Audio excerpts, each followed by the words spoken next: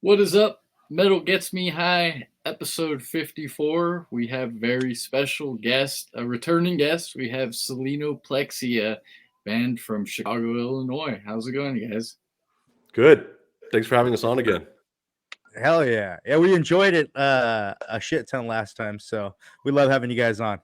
Nice. Well, you guys released a new album Friday the 13th. Sick date to release an album, and absolutely killer album, Exalt and Despair. From my understanding, it's a self release. Is that right? Mm-hmm. Mm-hmm. That is so cool because like just everything, the art, how the album sounds, for a self-release first album, like I really don't think you could get any better than what you guys put out. So congratulations on that. Shit, thanks, man. Appreciate that. Yeah. I love the artwork too. That it was I just sat there and I'm like, dude, this is I'd taken a dab and I was just staring and I was like, this is nuts.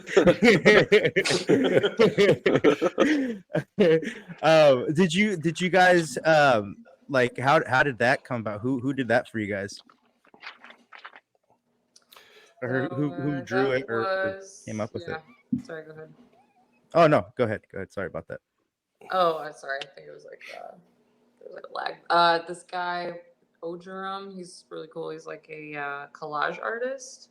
We were checking out his stuff on Instagram and really liked it and reached out, and he was really cool about letting us use it. And then another artist, or he's kind of more of a designer, Francesco Gemelli, who he's done a lot of other stuff too in the scene, but he kind of like helped us arrange the whole like front and back cover of it and stuff. So it's kind of like a joint effort. Oh hell yeah, that's dope. Yeah, I think it really ties in well with the music because it's very spacey, but also like dark. It's awesome. My personal favorite song, I have two, was I liked the first song, Bowels of the Earth, because from the first riff, the first note, I was like, I'm in. It was just it had guitar tone that where I'm like, this sounds like the cabinet is the size of the Sears Tower. Like this is Nice. this is a riff. And the other song I really enjoyed was Visions of Hell, because I've been all over this Black Braid album this year, and like it had a Black Braidish vibe to it, and I was like, oh, that's really cool to hear. Maybe it's because I listened to that album too much, but I was like, this is like itching that itch for me. Totally. I appreciate you liking those two tracks. If you guys followed the record, there are two like breaking points in the album of which like it thematically adjusts. Perhaps we'll talk about later, but the record is a concept album that tells a story. There's a narrative that flows throughout the entire thing, and if you purchase a vinyl, quick plug, you can have the entire story that reads as the back cover, and there's a vinyl insert to go with it as well. And there are two different breaking points between life and then entering the afterlife is the first and the fifth song. So it's cool that those two stood out to you. Okay, yeah, I could kind of hear that, especially because you have the instrumental like interlude halfway through and then comes back. It's something like recently, just because I've kind of been getting into playing guitar, and so like I'm falling in love with the stuff that I already listened to. So this was the first album that kind of like got me away from the older stuff to like, hey, check something out. And since that, I've listened to a lot more albums. So like, I'm glad that I enjoyed it. Where it's like, I gotta listen to new music again. Sick, totally. Appreciate that. Yeah, thank you. How is this album different, like creating versus the EP that you guys put out last year? That's a great question. Well, first of all, I mean, since it was our first record, the EP, we were kind of learning what works and what doesn't work. And okay. I think you see a lot of that, especially as we wanted to kind of refine this album a little bit more and tell more of a story. So there is kind of a story in the first one in the sense that we're just like, this is brutal stuff, right? Yeah. But we didn't really have a kind of a narrative where I think this album, there's a little bit more thematic elements to it. And Dan was mentioning the back of the vinyl telling the story, and I think that was a big aspect of it, just being able to kind of sit down and say, here's a story that we want to tell, how can we represent that in the music? So from the first album to the second one, which I like it a little bit better, just because you get a sense of, you can kind of say, all right, I want it to kind of sound like this part, right? And then you can write something that's kind of correlated to that. And that's kind of what we did with this album. So that writing process was a lot different, and I liked it. Okay, sick. How long in total did the album take to put together? Whether you worked on it, like from beginning to end, how long was that process? We started it pretty immediately after we released the EP, which came out, October 1st or September 1st? Yeah, that was October of last year. October of last year. Oh, okay. And then we started recording at the beginning of April. So however long that is. So yeah, it was pretty back to back. Yeah. You guys put in overdrive. Yeah. As soon as the EP came out, we started writing the full length. Because like Jonathan said, I think that we really developed both as songwriters as well as like a cohesive unit. Like we really figured out a groove of how to write music together, and, what everyone's strengths were, and, where they come in the songwriting process. So we were really eager to start applying it. I think I can speak for myself too, that like I just learned a lot technically about being a musician while writing the EP. So I was able to do more things on my instrument, and I was really excited to, write riffs that, had a little bit more complexity, a little bit more technicality to it. So I think we were just really excited to run with all those skills and attributes that we had gained from the EP. So yeah, we started writing it right away, and I'd say it was like 6 or 7 months or so of like really dedicated writing, and going in really frequently and revising, and a lot of arguing, and changing songs all the way really up until we hit the studio and started recording. And then yeah, like Courtney said, we recorded in April. We had it mixed by May, and then the mastering process by June. And really the reason that we're releasing it here was primarily waiting on the vinyls to get pressed. Makes sense. Yeah, we had this big, just so you know, we had this giant whiteboard where we me and Dan broke down each song. And because there's a lot of tempo changes, there's a lot of like vibe, I guess you can call it, changes, where the feeling of change and all, and that's the way we don't like to stick, we don't like to be stuck in one particular genre. If we feel the song is moving in a particular way, we just kind of go with it, and then we'll figure out ways to bridge them together. And it looks like this crazy beautiful mind like board that we have, that with like all this stuff written out that no one else can probably decipher but us, and sometimes not even us. And like what did I write here? What is this like space blast beat? What is that? I love that, because I realized that like the tempo changes or the mood changes, it really kept me like engaged with the album. I didn't feel like bored at any point. It flowed really well. It was doing like musical jujitsu almost. I like that. Musical jujitsu. That's pretty sweet. Yeah, we appreciate that. We I think most of us would attribute that to like our own, I think all of us have ADHD, and it's just difficult for us to stay in the same idea for too long. And that's actually like a really critical, like, we'll dig into some other contributions that Sawyer made throughout the record, but one particularly is, we would have a song written, and Jonathan and I would play like every part for like 4 or less measures, and Sawyer would be the one to be like, no, like that riff needs to stay for a lot longer, and then we'd play it like quite long. He's like, no, more. Yeah, I like doom metal, so hell yeah. Well, it was perfect. It was perfect.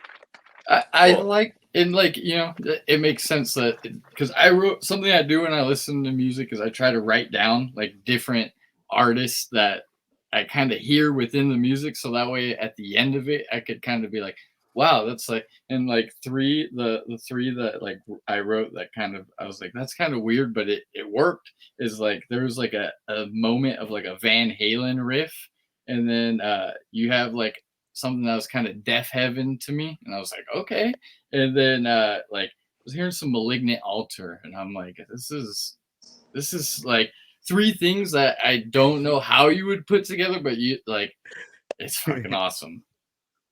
I appreciate that. I'm curious. Do you remember what song the Van Halen riff was in? I was gonna ask the same thing. The opening part of the last song, like the first notes, where it's like it reminded me of the bum bum bum bum bum bum bam.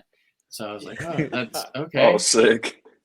That is sick. I never thought about that, but I feel like I'll never be able to unhear that now.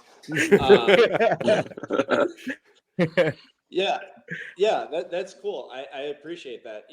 That song 7, that intro is based on the chord structures of a later part in the song, because the middle of the song was written first. It was actually the first thing that we ever wrote for this album was one of the middle parts of the last song of the album. And then we really kind of worked backwards with that. We were like, all right, well, then, like, what would go into this? And originally, we thought that would just be like a song in the record. It was the more we kept working forward and backwards from that one part in the middle, the more we realized like this song needs to be a behemoth, and I've always wanted to write an 11-minute song or so. So we were like, all right, like this is starting to become the one where like the song just doesn't stop. And that's what happens. So yeah, that beginning riff is just a variation of a part that comes later in the middle.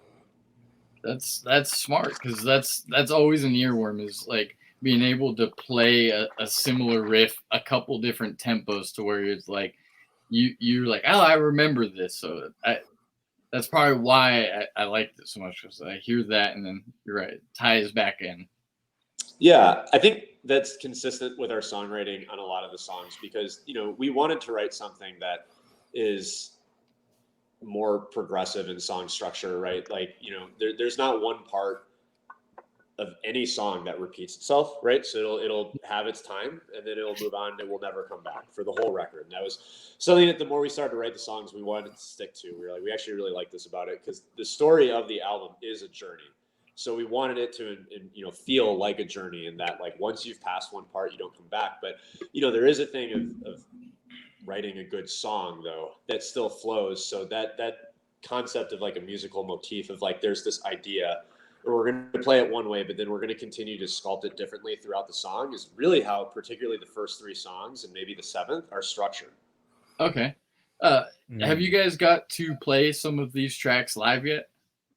Yeah, we have. We started playing them a little bit before the record came out. We started to bring some of them into our set. And the last few shows that we've played, actually our entire set is nothing but these songs. We're the sharpest with them at this point. They're all of our favorite songs now. So yeah, we're playing most of them live at this point. Okay. Hell yeah, that's awesome. Sorry, what was that? That's also part of it. Oh, I don't think we remember the old ones, to be honest. Oh yeah, I have no idea. You're like, hey, forget that. We got the new shit coming in. This comes back to the ADD thing. Remember? Yeah. I mean, but that makes sense what you guys are saying, where like you're going to be sharper with those because you've been playing them, practicing them, and obviously, like I really enjoyed your guys' EP last year, but like you took a huge step with this one, so like it would make sense. They're like, hey, like maybe we feel better about these. You mentioned like you have like a whole theme to the album, and I always feel like a band's first album is like the statement. What is your guys's statement story that you guys are telling with this? It's pretty. It's like kind of all over the place, but I basically just grabbed a bunch of like classic stories that I liked and just read and took a bunch of notes, and was like, anything that I picked out, it was like, oh, that's like really like cool and gnarly, or like a cool idea, or a cool like evokes like a cool image in my head or something like that. Is kind of just like an ode to like all of those stories, and it's like stringing a bunch of them together to create like our own bigger idea. And it's all based on kind of like more existential sort of stuff like that. Life, death, hell. Hell yeah. Like, I don't know. The best things to write about, let's be honest. Eternity, all that fun stuff. So, yeah. pretty much. That's awesome. It's metal, you know. There's certain expectations. You're not singing about butterflies and nice picnics at the beach. That'll be our next I was record. thinking. Yeah, was probably that's gonna thinking- be. You can make that sound hard. Yeah, We got the song about the bird though. We do have a bird song. we do have a bird song. Okay. Albatross hangs. So I Oh, think makes sense. I like it. yeah, that's I song like 6. That I one think is. it's more about someone drowning though than an actual. Yeah, bird, so but- kind of going to your question, the actual theme of the story is basically about this guy who is struggling, like Courtney said, with his existential kind of dread that he has, and then he ends up killing himself, going through hell, and then kind of coming back. And there's this kind of cosmic thing going on where he finds himself on this like raft. I don't know, you want to call it the river Styx or whatever kind of cosmic ocean and storm that he's caught up in, and then washes on the shore, and then basically sees. And if you look at the back of the vinyl, you'll see this big well, and he's kind of looking at this well, and his life is like replaying infinitely in this well, and he sees it all kind of connected. Yeah, there's the well right there. Yeah. So Got it ready to go. yeah. So there's this kind of existential story that's being told through the whole thing, and it kind of culminates in that last song where it kind of, that big doom part at the end, which is just like that sinking realization that it's even though you've suffered through all of this, it's going to happen again and again infinitely. Okay. Hey, that's actually really deep. That like kind of reminds me of not long ago. I did a mushroom trip, and it was a really bad trip. And at one point, I was listening to Blood Incantation, and I was at the beach, and I was just watching this rock repeatedly get hit by violent ocean water. And I guess what I took from that trip was like anything could be hell if you let it be, but like it's kind of taking what you were saying there, like existential crisis and hell. I was like, oh, I was there not long ago. Yeah, dude. It's the record is, there's a component that's also psychedelically influenced. It's I love it. it's meant to be conceptually like bleak to face value, but also hopefully thought provoking and unique to the listener of like what that means to them, right? Like it does reference, like we had a song called Eternal Recurrence of the Same, which is a concept that, returns in this. And that concept of, having to accept the bleak nature of what reality is and that there isn't an escape from it, right? I hope that there is like a unique reflection that people can have from that, because that's our intention, is like it leaves enough ambiguity or, application to one's own life where that can mean something specific to them. Like that's cool to hear that you had a specific experience that you can connect to some topics in the record. Yeah, that's what's fun about metal, is like it's kind of like there's like a certain level of like messing around, but like it's still real stuff. Like you're still dealing with real life topics that you can kind of apply to when you're feeling like you need to apply that. Or sometimes you could just go back to that opening riff. It's like this is what I need right now. Yeah, totally. There is there's supposed to be a difference between the first 3 songs, and then the middle is like this interlude that separates it, which in the story is like the character's eternal judgment that results unfavorably for him, and then that starts with 5 where he's cast into hell, and then the record should have a different feel from there. Now that you say that, I do like going back. I realize that, so like that makes a lot of sense. As far as like with what's it been like for you guys? Like, because I've been seeing this album kind of, I feel like everywhere online where I lurk, and like, how's that been? Kind of, like I feel like you guys are reaching a pretty like big audience for a first release. It's pretty I don't know. Surprising sounds bad. I guess just like unexpected, but really cool. Like cool to see people's reactions, and like generally favorable. And it's like cool to see the songs that people like and like what they like about it, and like what it reminds them of and stuff like that. So it's like very validating, I guess, in terms of like just wondering if what we were doing would like make sense or like be enjoyable, I guess. So Yeah. Nice. With that kind of reaction with everybody, does that make you guys want to kick it into gear and start on the next one, or are you guys chilling for now? Dan? You're like, I'm Yeah. gonna chill, man. No, Well- we're definitely not chilling. Oh, Okay. there we go. Hey, Yeah. got it into hell yeah. No, yeah, it's super exciting to yeah, I would agree with Courtney. I think that we're all surprised. You know, we have like a group chat with the band, and I was like, you guys, you know, did you guys see that, you know, Page X, you know, shared this record and felt favorably about it? And that's really exciting to see. It's really validating for the work that we put in it. And, you know, I think something that all of us can say, and it was important to us, like, this is music that we really like too. Like, we wanted to make music that was, you know, rooted in our own inspirations, which are unique across all four of us. And we wanted to put it together in a way that we thought would make something cool. So, I mean, I listened to this record too. So it's cool to see that, you know, other folks do as well. As far as if we're just going to chill on it, no, definitely not. You know, Good. Yeah, we're currently writing some ideas for this band. All of us are also working on side projects right now that will have releases next year that we're excited to share. And then really the priority with Selenoplexia right now is to start playing and getting to new cities that we haven't played yet. You know, really playing this thing live as much as possible for the next year. That's exciting to hear. Hopefully you guys could make it out to the West Coast, because I'd love to be able to see you guys. But that's awesome to hear that, you know, even after releasing something, they're already hungry. And I feel like side projects for bands is just good in general, because like you just always have an outlet for different ideas, and I think that makes, you know, ideas better just in general, because sometimes maybe something won't fit. Yeah, 100%. You guys are playing with Goat Horse soon too, I saw, right? Yep. November 5th. That's awesome. That is badass. Yeah. We are all super excited about that. That's kind of a dream band for us to get to play with. And we've interacted with them online before. We're all huge fans of theirs, and you know, we've seen them play live before.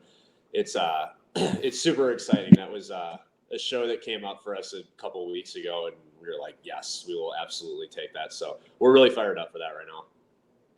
That's Yeah, sick. they put on a show live too, man. We had a chance to watch them, and they go all out. I love it. Yeah, they're legends, man. I mean, New Orleans metal in general has like so many great bands that came from there, and I think that they still stand out as like an absolutely legendary band. Agreed.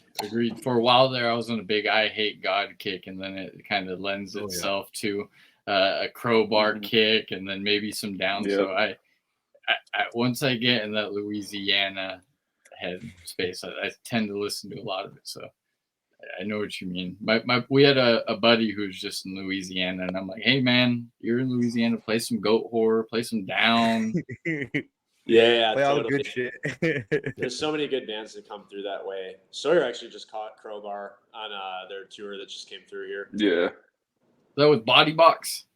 Yeah, I love Body Box too. Oh, dude. They're one of my favorite bands right now.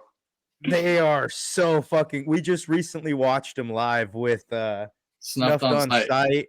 Oh, Yeah. nice. Oh, dude, they're great. They're great live. Yeah, What it's just like awesome shit you can shut your brain off to. Yeah, is exactly. what I look for. It's caveman shit. Yeah. What I loved about it is we got to chat with Harry from that band for a moment, and like just because of the music and his appearance, I guess I was like, man, this guy can't be like a coherent human being. You know, he's Floridian, but man, he was so like well spoken, and like Yeah. he was not like the Florida person that I was expecting, which was awesome. I was like, oh shit, like it's just, and plus the merch guy was leaning a little bit, so I was like, hey, cool, hell yeah. He's from like, you know, Florida. We didn't expect much. Oh, the fucking We have a the Florida band in deep this part band, of so that Florida. checks out. That's me. You're a Florida member? Okay. Yeah, I'm from Florida originally. Let- It checks out. It checks out. just a quick little segue, nothing to do with music, but I just always like asking with like a city like yours, is Chicago really as dangerous as people make it out to be, or is it that kind of propaganda? Is it dangerous? Well, like, see, on the West Coast, That is like dangerous. it sounds like, oh man, there's people dying left and right. You can't like leave park your car anywhere. So I'm just always curious, like, is that real? Or Well, we got our gear stolen, but that's about Yeah, it. we got all of our shit. Ah. We got all of our Okay. stuff stolen. So all right, hey, that's all I had. to hear. non-violent crimes. Yeah. I don't think it's. Yeah. I don't think it's. You know, I don't know the statistics of it, but I would imagine that it's comparable to any major metropolitan city. You have areas that are rougher than others, and you know, you just got to be smart and you know Yeah, that's where fair. you are at what live out, points. we live out in a little cow town out here in the middle of Yeah. nowhere, or in the middle of the armpit of California, which you'd think, oh, there's cities in California. There's almond trees and cows around us. Yeah. That's Nice. about it. It may be more dangerous than that. Yeah, relatively. Yeah, I mean, Yeah. yeah. If that's the comparison. It, yes. That's fair. Yeah. That's funny. Did you guys recover your gear though? No. No. Oh, That's that's so horrible to terrible. hear. Yeah, so That's if terrible. anybody sees BC Rich ST silver on Reverb or Facebook Marketplace or anything, hit me up. Marketplace. Check marketplace first. Hit the Yeah. offer up. I'm We're, always we're on very- Reverb, so I'll look. Yeah. I mean, Reverb has helped us out of pocket replace a lot of the things that we need to play live. I mean, you know, we had to play a show shortly after that, which fortunately, like, you know, I was able to borrow, you know, some gear from Sawyer to play that show. And then I've just been slowly through Reverb and resale markets replacing some of the things that are necessities, you know, to have Mhm. live on stage. Mhm. So yeah, we're putting our stuff back together piece by piece. You don't steal Yeah. someone's instruments, man. It's like You're It's like so- anything. Steal my anything. car. Take my Don't car. take not- my fucking don't take yeah. my drums. Oh, Just don't that do it. hurts Just my you just butt. don't do that. It's bad karma, man. It's bad Yeah. karma. It really I've- is. I've literally had a dream of my 2 Predator guitars getting stolen, so I can only imagine because I woke up like, oh, we're good. Oh yeah, totally. It yeah, man. I called that guitar Excalibur. That shit sucked. Did you have it for a long time? Yeah, I've had that guitar for a few years. Okay. It was a cool guitar that, you know, somebody sold. It was from the 80s that somebody sold to a guitar store out here, and I saw it and, you know, played it a few times. It was an awesome guitar. Jonathan and Courtney were with me when I bought that guitar. And yeah, I mean, shit happens, such as life. So yeah, to answer your question, there is a lot of crime in Chicago. And All right. Yeah. Hey, everyone's that's- into it. Yeah. That's Like fair. it would be wrong to say that, you know, it's 100% safe. Like, but you could say that about any major city. Anywhere. Yeah. Anywhere, yeah. Yeah. We live Like- 2 hours from San Francisco. In San Francisco, you're getting carjacked in the middle Yeah, of the yeah. day. I'm from Miami, Sure. man. There's Totally. parts in Miami, you know, there's parts there that's crazy. So it just depends where you go and when. Yeah, it depends on where. Yeah, for sure. I asked somebody from Baltimore. I'm like, is Baltimore really that bad? And he was like, no, but the only person I know who's been shot was in DC, so that's pretty bad. And I was like, oh, okay. That is pretty bad. Good to know. Don't go to DC. I'm a Steelers fan, so I wouldn't go to Baltimore anyway. Sure. The other thing I want to talk to you real quick is, you know, you guys are in Chicago. I always hear about your guys' venue, Reggie's. What's that venue like? Awesome. Great. We love it. So that's where we're playing. That Goat Horse show is at Reggie's on November 5th. Shit. I have to plug. I have to do Please. it. Oh, The chicken wings at Reggie's, the hot wings at Reggie's are some of the best. I love those chicken. Man, I get excited every time we play a show there or go to see a show there, just because I know I'm gonna get those Reggie's chicken wings. If you're in Chicago and you're going to see a show and you go to Reggie's, get the spicy chicken wings. Do it. Dude, I am a sucker for a good chicken wing. Oh, Now the you- question is, hold on, You got the Blue right band cheese on or here. Let me ranch? tell you what. blue cheese or ranch? Ranch all depends day. on- yeah, All right, thank God. yeah, I'm a God. ranch guy. Okay. We're civilized. We're all civilized. All right. Yeah. No, Yeah. but that's cool that you have heard about Reggie's. It's a great venue that's super active right now. It's been around for a long time. There's 2 different stages. You know, there's a smaller room that's more like a bar that I've seen some now bigger bands play like their first shows, some of their earlier shows coming to Chicago in that small room. We've played that small room a handful of times. And then there's a big stage at the other side, which is like a 300 or 400 cap room, which is like a perfect size where like it's a bigger show, but it's still intimate enough where, you know what I mean, you can get around no problem. It's not like these crazy shows and stuff. And frankly, for metal, like that's kind of a perfect size. Everyone's awesome there. Yeah, Reggie's is one of our favorite venues. That's good to hear. That's awesome. Yeah, I've heard rave reviews, and I think I've watched like a couple 8, 5, 6 sets that were there. Yeah, totally. Yeah. As far as like you guys, you know, obviously I know you guys listen to new metal releases. What are some new releases that you guys have been really vibing with lately? Sorry, why don't you go first? I honestly Oh boy. listen to, totally honest, like all the same shit I've always listened to, but some new bands I've been really liking lately. It's this band called Celeste. They're like a French like post kind of black metal project. This band Gaza I like a lot. I just found them recently.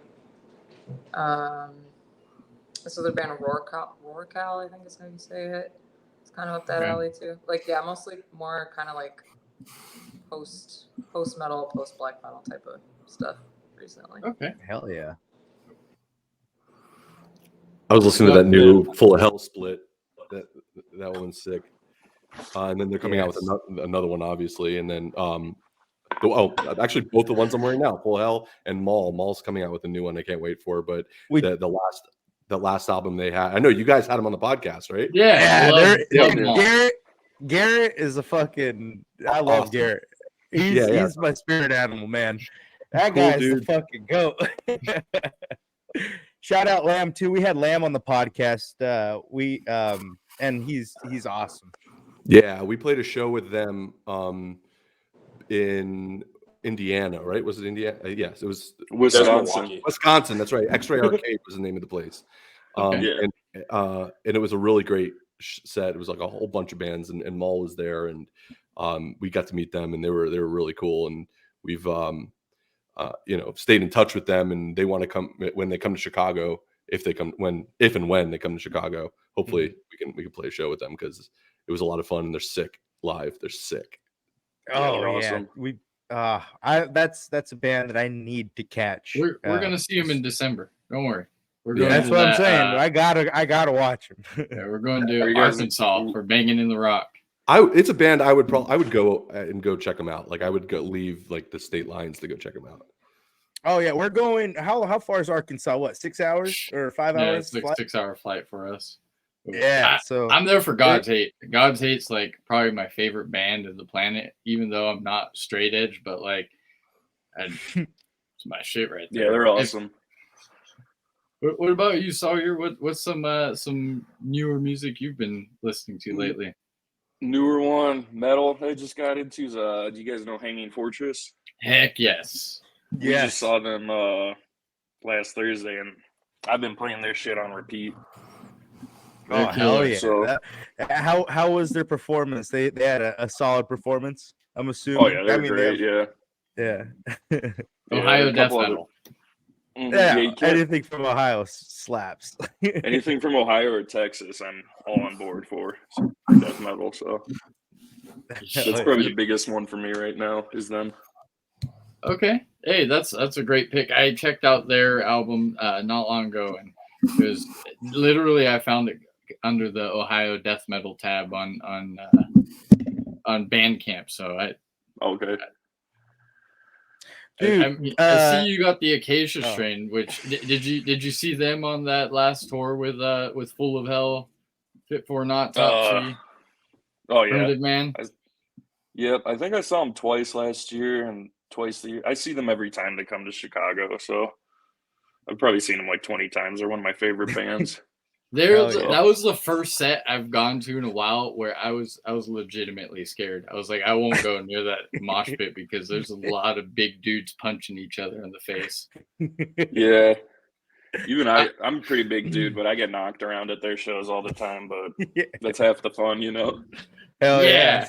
See, I'm a tall, like I'm like a giraffe on skates, so like I gotta pick and choose my pits. So that one, I because I know they open with a beast, and I was like, I might do it. Once I hear the riff, and then I saw guys way bigger than me, and I was like, I'm good. There's a photo out there of me and just clearing one of their pits. That's pretty cool. So some photographer took. I'm just looming over the crowd screaming. Oh shit, that's great. Are you the mosh guy in the band? Sometimes. Okay. Once in a while. Yeah. What about you guys? Do you guys mosh at all? Generally, once. Yeah, just in general. Yeah, whenever you go to a show, we'll, you know, when the moment's right, we'll get in there. Yeah, that's how I am. It's like I usually don't plan on it. You just hear the riff and you're like, this is the one. Let's go. Yeah. That pretty much happened. The first time I saw Full Hell, it was like that. I was not planning on moshing, and all of a sudden, like they start like that. They do those little clips that they do before each of their songs, and all of a sudden, him on those drums come in, and I was like, all right. yeah. See, when we saw them, what was weird is like I didn't know they were gonna start playing. Like the lights were on, and then all of a sudden the lights went off and they went. And what stood out to me in that performance was like Dylan looked like he was in physical pain the entire set, and it was like that was the coolest thing to me. Where I was like, I've never seen this, and it kind of scares me, but I love it. Yeah, it was one of the like the most chaotic in the best way like set I've ever seen. I was like, this is fucking crazy. And like I said, the best of ways, you know? Yeah, they go hard. It was funny watching like a bunch because the venue the show was at was, Full of Hell, wasn't that with the rat gate? Oh yeah. Yeah, someone threw a rat at them. I remember that. You guys saw that? Yeah, we were at that. That was the show. I said, let's go. They're throwing rats around. Like, it got me hyped. That's great. I was at a couple of the rat shows in Chicago. The Twitter stab room rat show. I remember that one. We were at that one. You know, I heard about that one. That was at Cobra Lounge. There's a lot of rats getting thrown in Chicago. Yeah, So someone right, threw a rat at dangerous. Saren. What? Someone threw a rat at who? Saren. They're a local band from out here. Okay. Check them out if you haven't. Please, I will. Check really them quick. out. Going back to new stuff. Yeah, please. Some of our good friends here in Chicago. They're called Gordon Brace. Really sick band. They Gordon just put out Brace. a single. Gordon, They put out a single. It's solipsistic mastication, and it's sick. So yeah, give them a definitely check them out. I've heard Gordon Braced. I haven't heard the new one, so I'm definitely gonna have to check that out. Yeah, check it out. It goes hard. They were one of the ones where I saw them Bandcamp, and I saw the album cover for this upcoming album. I was like, let's go ahead and put a little heart in that. So I've been trying to do this thing where I don't listen to singles and I just listen to the album. And I've been pretty successful with that. The only exception was the new Dying Fetus album, but that's okay. It's just you got to make exceptions sometimes. Yeah. You know what? I actually have an album or like something I've been recently listening to. It's Justin put me on it, or Al did. It's Graveview. The band Graveview. The EP is Ruthless Obliteration. This shit went stupid. It was all the cavemen I needed in my life. So everybody's got to check that shit out. Okay. Yeah, I did. I remember showing you that one. We'll start to wind it down. We already had you guys on, so I can't ask you how metal gets me high, but I have a new bit I've been doing lately where I want to know everybody here's favorite Slayer song. Ooh, that's tough. I'm with you. I gotta think about this because there's like, Our audio went in and out. What was the question? what's your favorite Slayer song? God hates us all. Damn it, that's what I was gonna say. Okay. Can Hey. I pick a different? Yeah. I'm gonna go with this like Raining Blood, man. I'm just gonna go with a class like that as a You drummer. That can't like beat it. yeah, man, Raining Blood is just wanna- it's so good. Basic, but they're probably the same thing. Raining Blood. Hey, there's no hate on that. Yeah, I like that's that a great riff is choice. just one of the hardest riffs in like metal. I would say like that Raining It Blood riff. really is. Yeah. For me, it's all it changes all the time, but for me, it's always Mandatory Suicide. I love an opening riff, so that's the one where no matter what, if I'm on the treadmill, if I'm lifting and I hear it, and I'm like, all right, this is the one. We're gonna put some weight on there. What about you, Sawyer? What'd you come up with? Did I cut out there for a second? Just for a second. But yeah, you did though. Okay, I'd probably either Disciple or South of Heaven for me. Hell yeah. Disciple's a great fucking song. Which I love Disciple? That's a little newer, so that's not like a popular pick, but that shit fucks at the end when they start doing that 20 kind of years hardcore old. breakdown. That's not a new. classic. 20 years old. Well, you're in Slayer good. terms, in Slayer terms. I always I go through, since they've retired, like spurts where like I just can't stop listening to them, and I don't feel like from the time I was 18 years old to whenever they stopped, which I want to say I was 24, so I got 6 years where I saw them 7 times in 6 years. So like I'm happy I squeezed every bit of Slayer that I could out of my late teens. That's awesome. Yeah. Well, we'll make sure to put in the link in the description link for the new album vinyl. We want people to support you. That album is absolutely killer. Like I said, like big pat on the back for a first album and a self-release. It's a whole package, and I think that's impressive to do for a first time. I couldn't agree more. Yeah, thanks a lot, man. We really appreciate that. Thank you. Definitely. Well, do you guys have anything you want to plug? I know we got the Goat Horde date, 11/5 out there, Reggie's, Chicago. No, if you haven't heard the album, take a listen. I hope you like it, and we really appreciate you having us on again. It's always fun to talk about metal, and we just put this stuff out there and hope that someone likes it. So to hear positive feedback, it's great. So thank you. Yeah, Hell problem. yeah. Well, thank you guys. Yeah. Thank you guys for working so hard on it and pouring your heart and soul out into it, and just giving us the time of day to chat with you guys. We really appreciate it.